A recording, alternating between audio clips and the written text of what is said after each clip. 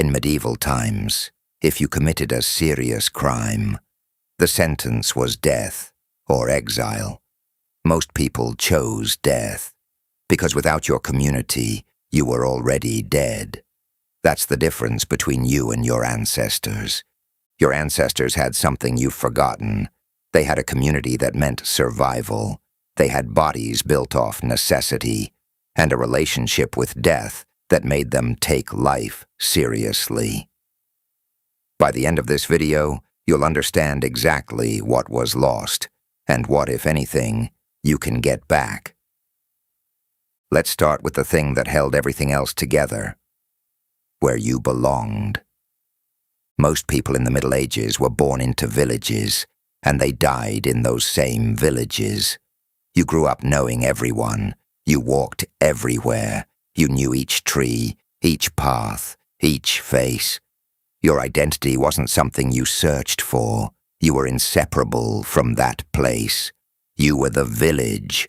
Compare that with today, where you drive past hundreds of houses and could not tell me one neighbor's name.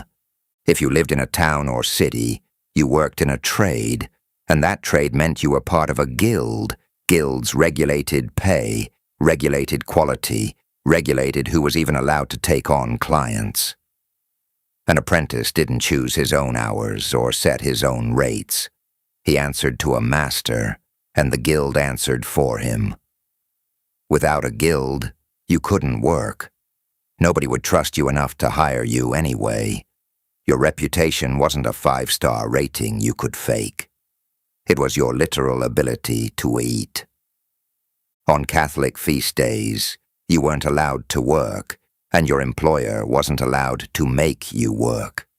That wasn't generosity, it was law. You went to Mass together. Feast days weren't days off in the way we think of them now. They were mandatory community gatherings that marked time itself. Planting, harvest, marriage, death. The calendar of your life was the calendar of everyone else's life, too. Today you won't find a guild. You won't find a village that knows your face. But you can find a trade, the church, a team, a brotherhood. The structure has to be chosen now, deliberately, instead of being handed to you at birth. That's harder. But it's not impossible, and it's the closest thing you have. That structure is also what let them face the thing most of us spend our whole lives avoiding. Death was a daily part of life in medieval Europe. By the time you were an adult, you had already watched people die: children, neighbors, parents. Infant mortality alone meant most families buried at least one child. People didn't hide from death. They lived with it, planned around it, prayed with it in the room. Death was a communal event, not a private medical crisis. When people died, they had their family, their friends, and a priest at the bedside. They didn't die in a hospital surrounded by machines and strangers on a shift schedule. They died at home, in the same bed they'd slept in for decades, surrounded by the people who actually loved them. In today's world, we've engineered death out of daily life almost entirely. Most people alive today have never seen a dead body outside of a funeral home, if even then. People act genuinely shocked when they hear someone has died, as if it wasn't the one certainty every human being since the beginning of time has shared. Our medieval ancestors feared death just as much as we do. They weren't braver than you by nature, but they didn't pretend it wasn't coming.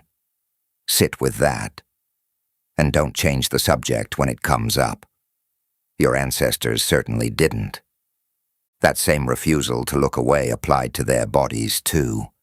Nothing was abstract. Everything was earned. Our medieval ancestors would have known labor such as we genuinely cannot imagine. During planting and harvest, the average peasant worked from sunrise to sunset, plowing by hand or with oxen, hauling water, cutting wood, threshing grain, repairing what broke, because there was no one else to call. There were no gyms, because there didn't need to be. The body wasn't optimized in a mirror. It was built by unavoidable, repeated, necessary work.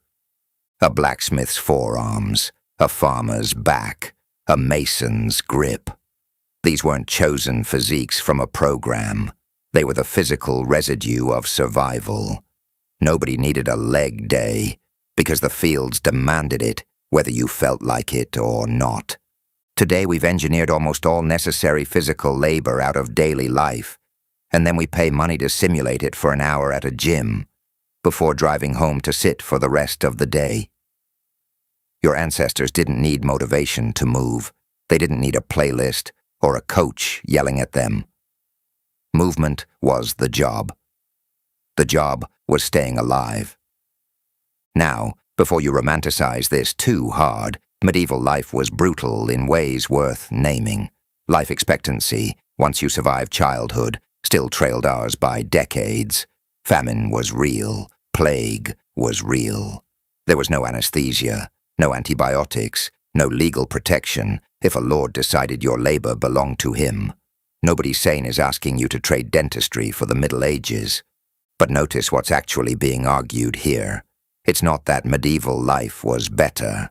It's that medieval life forced three things on people that we now have to choose deliberately, or we don't get them at all: belonging, an honest relationship with mortality, and a body built by necessity instead of vanity.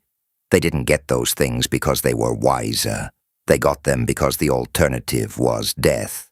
We don't have that pressure anymore, which means we have to want it on purpose.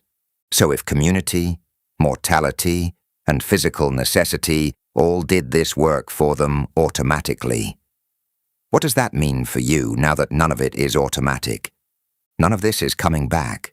There's no village walking back into your life, no guild reopening its doors, no famine forcing your hands to callous. That world is gone, and pretending otherwise is its own kind of cope. But the absence of structure isn't the absence of the choice. You can still choose the brotherhood. You can still choose to sit with death instead of scrolling past it. You can still choose to make your body do something hard on purpose. Your ancestors didn't have the option to be soft. You do. That's the whole problem, and it's the whole opportunity. If this hits something, subscribe. Roots of the West is going deeper into what medieval life actually demanded every week.